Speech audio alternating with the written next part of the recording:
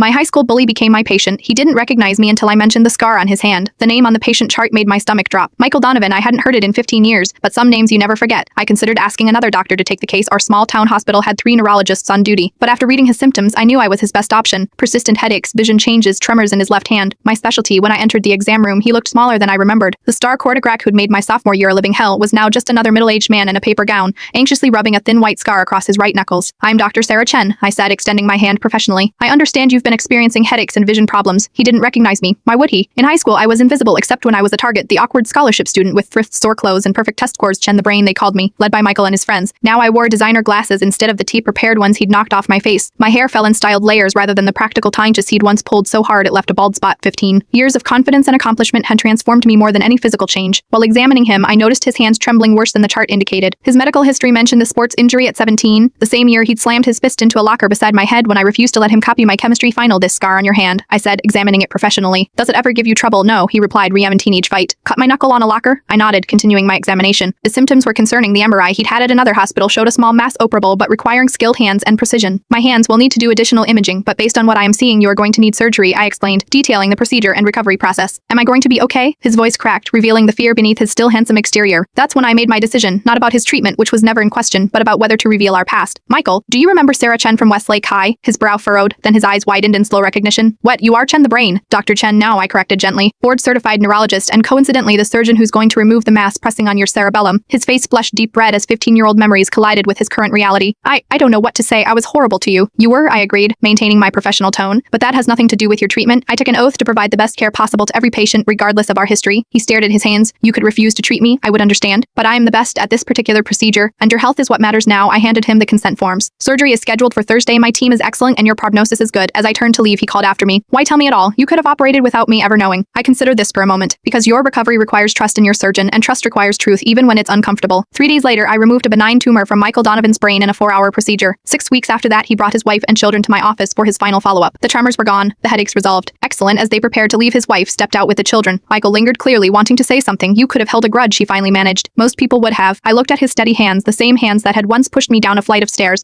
Grudges make poor surgical tools, I replied. He nodded, understanding the layers in my response. Sometimes the most powerful thing isn't getting revenge or holding on to anger, simply becoming exactly who you were meant to be, and letting that speak for itself.